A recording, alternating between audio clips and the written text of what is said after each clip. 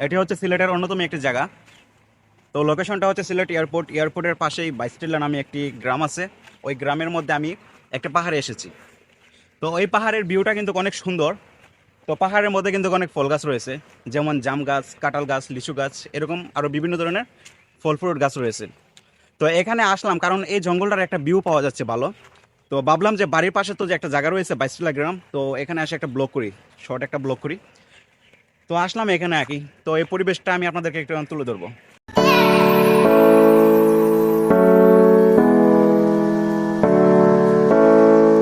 Guys, আমি কিন্তু এখন এই পাহাড়ের মধ্যে উঠতেছি। দেখেন গাইস, গাছের শিকড়গুলা হ্যাঁ অনেক সুন্দর লাগতেছে। এই যে দেখেন কাঁঠাল গাছ, লিচু গাছ এখানে। তো চারিপাশটা খুব সুন্দর লাগতেছে। তো খুব একটা সুন্দর ভিউ। তো আপনারা যারা যারা বাইস্টিল্লা আসেন তারা অবশ্যই এই পাহাড়গুলো ভ্রমণ করবেন, হ্যাঁ, তাহলে অনেক ফিল নিতে পারবেন। তো আমি এখন কিন্তু এই পাহাড়ের উপরে যাব।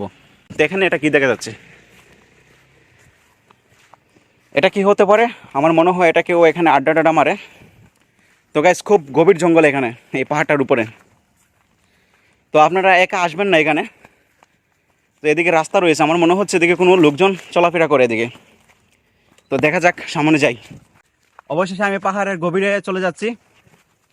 আর বর্ষাকালে কিন্তু পাহাড়গুলো দেখতে অনেক সুন্দর লাগে, অনেক ফিল নেওয়া যায়। গাছগাছালিগুলো ভিজা থাকে, বৃষ্টিতে ভেজা থাকে, আর পাহাড়টা ভিজা ভিজা থাকে। এখানে আসা অনেক সুন্দর ফিল নেওয়া যায়।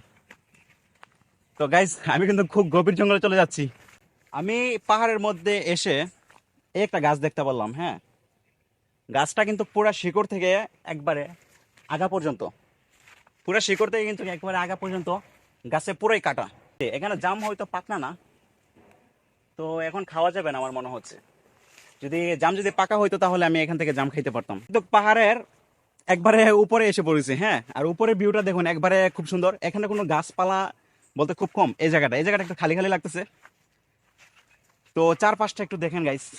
বৃষ্টিতে পাহাড়গুলো অনেক সুন্দর লাগে এক কথা বলতে। যারা যারা বৃষ্টির দিনে ট্রাভেল করেন তারাই বুঝতে পারবেন যে বৃষ্টির দিনে ট্রাভেল করার মজাটা আলাদা। তো এদিকে হয়তো রাস্তা রয়েছে। এখন আমার পাহাড়ে ট্রাভেল করা শেষ হয়ে গেছে। তার পাশে রয়েছে একটি নদী। নদী বলতে এখানে বর্ষাকালে পানি হয়, পানি কিন্তু নদীর একটা পরিণত হয়। তো এখানে আমি যাব গোসল করার জন্য। তো এখন আমি পাহাড় থেকে বিদায় নিচ্ছি। পাহাড় থেকে নামার আলাদা একটা মজা, যেই মজাটা যারা পাহাড় থেকে নামে তারাই উপভোগ করতে পারে এবং তারা বুঝে।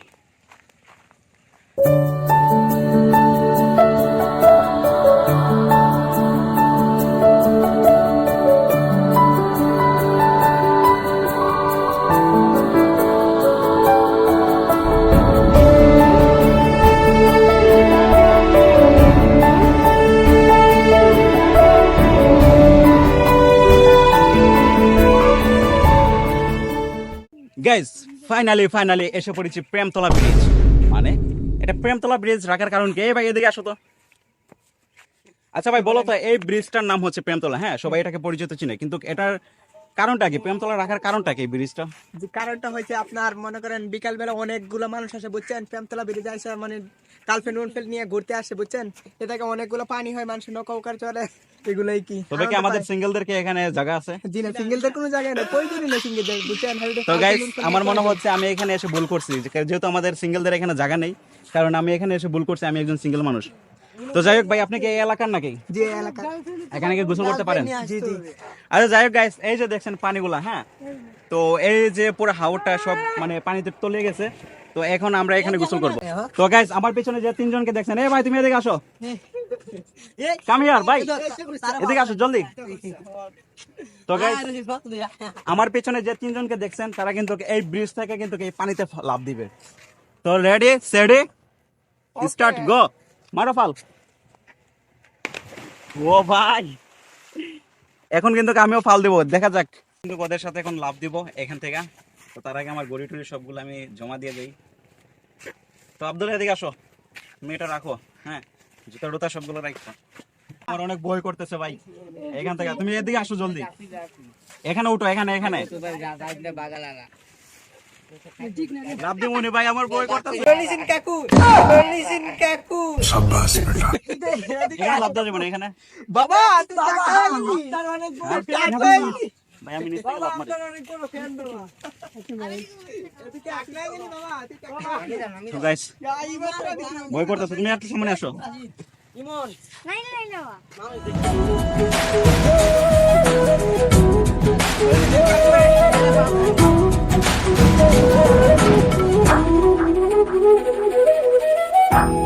এখানে আমার মনে হয় ফাল মারাটা আমার ভুল হয়েছে, কারণ আমি বুকে চট খাইছি এখান থেকে, তার ফাল মারবো না, নাকে পানি ঢুকে গেছে।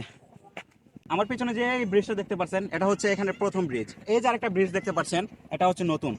তো ওই পুরাতন ব্রিজটা আপনারা দেখতে পাচ্ছেন, ওই পুরাতন ব্রিজটার মধ্যে থেকে আগে কিন্তু আমরা গোসল করতাম, তো ওই ব্রিজ থেকে লাফালাফি করতাম। তো এখন আর এই ব্রিজে কেউ গোসল করে না, এখন নতুন ব্রিজ থেকে গোসল করতেছে। তো আপনারা যারা আসবেন তারা এই ব্রিজ থেকে ফিল নিতে পারবেন, বা এই পুরান ব্রিজ থেকে ফিল নিতে পারবেন। গাইস এখান থেকে নামাটা খুব রিস্ক বলতে গেলে। গাইস আমি স্লিপ খাইতেছি এখানে।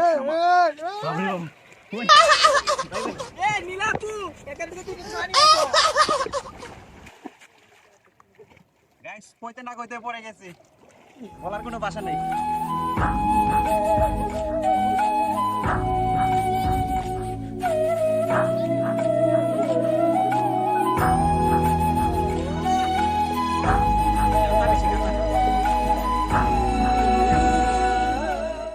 তবে এই ভাইস্টেলার প্রেমতলা ব্রিজের মধ্যে এখন পর্যটক নেই, এখন হচ্ছে দুপুরবেলা।